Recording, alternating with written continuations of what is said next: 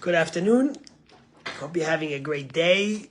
In this week's Torah portion, we read the last 3 plagues that God sent to the Egyptians in order to force and convince Pharaoh to let the Jewish people leave exile and enslavement in Egypt.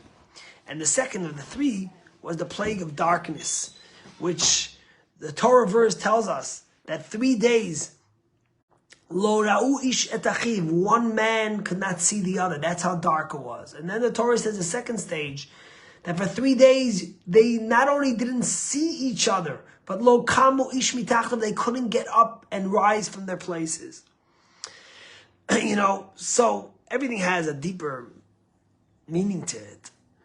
And the rabbis tell us something very beautiful and powerful about this verse. That basically the verse is telling us that when lo ra'u ish et achiv, when you don't see your fellow, when you don't see their pain, their struggles, their challenges, their successes, when you don't recognize them, when you don't give them the recognition they need and deserve, then v'lo kamu ish mitachtav, then one person can't rise from their place and grow. There is no personal, spiritual growth without the recognition of others.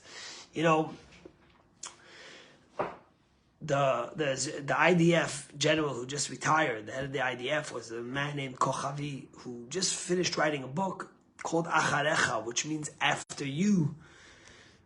And it comes from the idea in the IDF, which is that the general always says, Acharai, you come after me, which basically means I'll go in the front and I'll lead you and you'll come after me. And in his book, he writes about the first story and tragedy we read in the Bible about the killing by Cain of Abel, his brother. And he says, why did Cain kill Abel? The reason why Cain killed Abel was because Abel gave a sacrifice to God and Cain gave a sacrifice to God. But God recognized and took the one of Abel because it was done in the right way and not the one of Cain. He says, what was Cain looking for? Cain was looking for recognition. And he said the most human, basic thing we need, each of us, is recognition. And that's why he says in the IDF, what he did was he always would write notes of thank you to soldiers after their mission. And when he would send a group on a mission, he would always come out to welcome them and greet them back. And he says many times he would go into the bunkers and to the places where they reside, and he would see his little notes hanging on the wall, basically saying that all they wanted was recognition.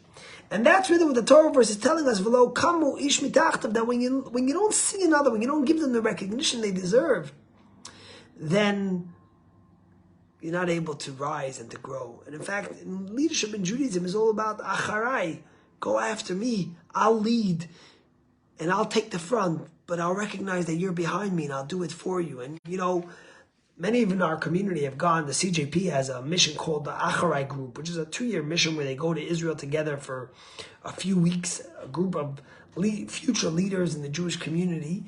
And they spend a few weeks in Israel studying and in introspect, and they come back, and once a month for 2 years, they meet as a group, advancing their capabilities as leaders. But the group is called Acharai, which means after me.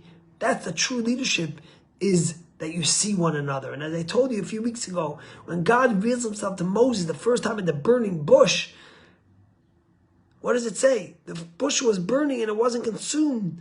And Moses looks and he says, let me see what's happening. And when God sees that he looks, God says, you're the one I want to lead. Because the moment we look and see and give recognition to others and to the things that are a pain to others and cause them suffering, then we understand what true leadership means.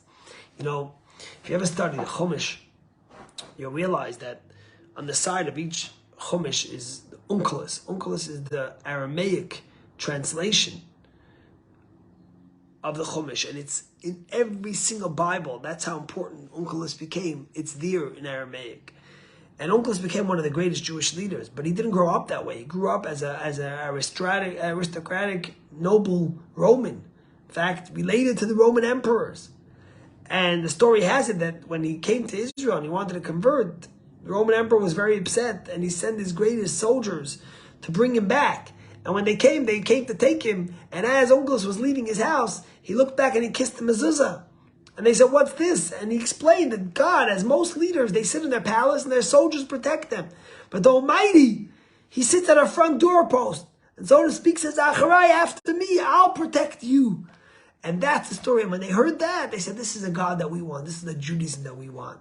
Leadership and Judaism. And what God taught the Egyptians in the plague of darkness was that when you don't recognize and see the other, then there's no room for growth. Not personal, not communal, and not on a leadership level. May Hashem give us all to see the other and recognize the other. And always say, Acharai, after me. I will lead, recognizing who's behind me and pave the way for them. Have a great day.